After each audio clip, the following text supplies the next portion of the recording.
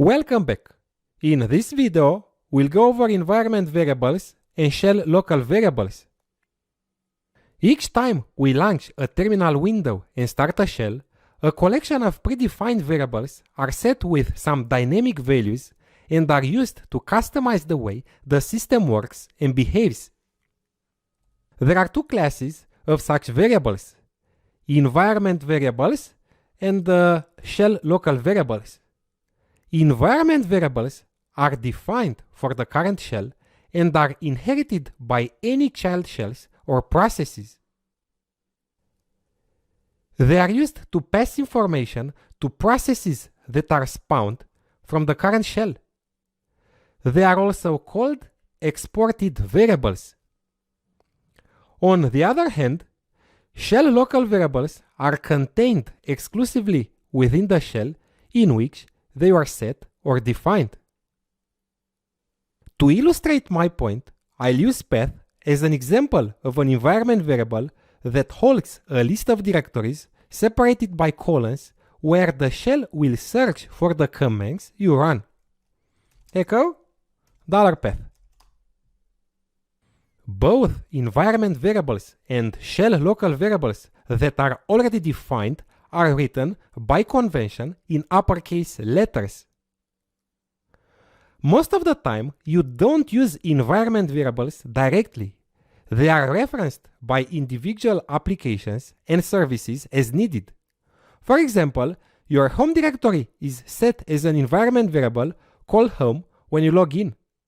The system knows your home directory by reading the value of this variable. This is the home directory of the current user. Other environment variables may store information about the default browser or text editor, the keyboard layout settings, and much more. You can view all environment variables set on your system by running the env command. The list is long, so pipe the output through less to make it easier to read. env pipe less.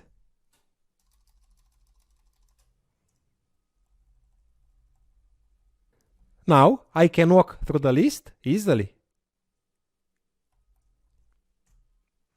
And to search for a specific variable, pipe the output to grep. For example, env grep user or env grep home.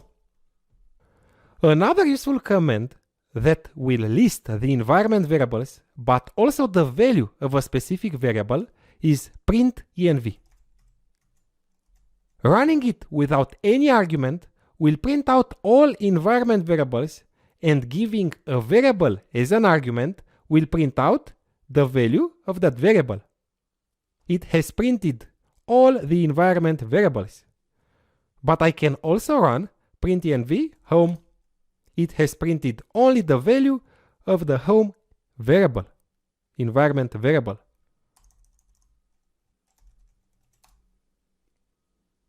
You can also pass more than one argument to the printenv command, like this.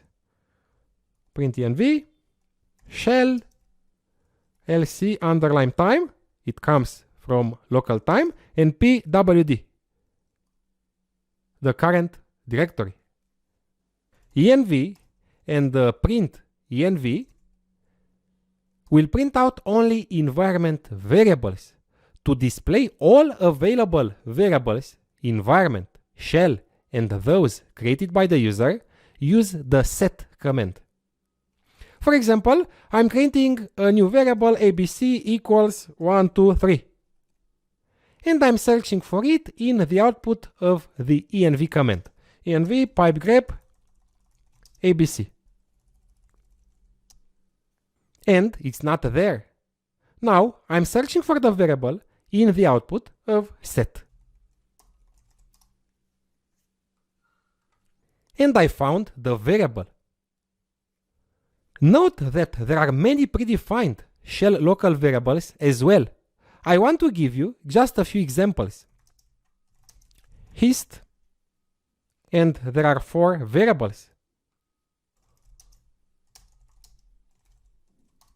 They are shell local variables, not environment ones. All these variables are local and are not displayed by the env command, but only by set. Hist file represents the name of the file where the command history is saved. The default value is .bash _ history in user's home directory. Hist file size represents the maximum number of lines contained in the history file, and the hist size sets the maximum number of commands to be remembered on the history list. If the value is 0, commands are not saved into the history list. The set command is displaying functions as well, and the amount of information is overwhelming. To clean up the output, we can specify for set to operate in POSIX mode so it won't print shell functions. Set -o POSIX. And I'm running set again.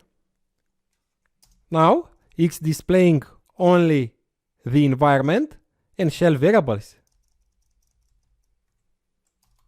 Environment variables can be useful when you want to change the default settings of your system.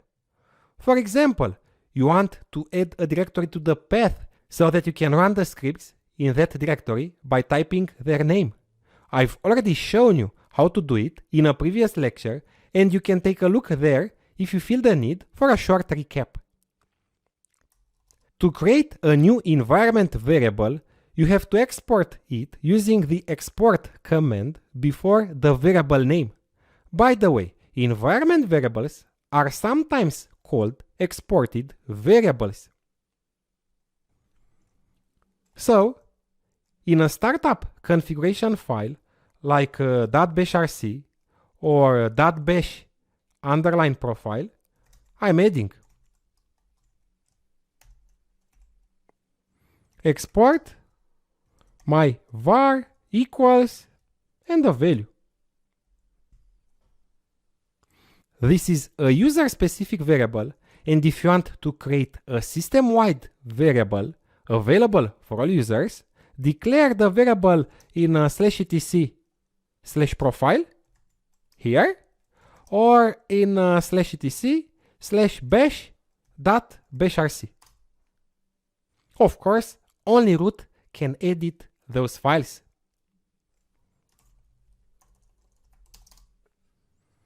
The files are read-only for an unprivileged user.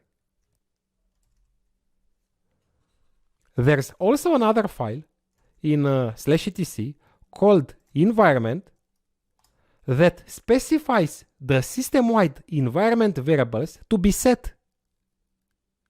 The file must consist of simple name equals value pairs on separate lines. For example, I'm adding a new environment variable in that file. Let's say name equals then. Great, we are done with bash variables. In this video, you've learned about local and global variables, how to declare them and how to see them. As a summary, a local variable is available only to the current shell, the one in which it was set or defined. On the other hand, a global variable, also known as an exported variable, is inherited by any child shell or process spawned from the current shell. They are both used to customize the environment. Now I'll move on. In the next videos, we'll discuss getting user input.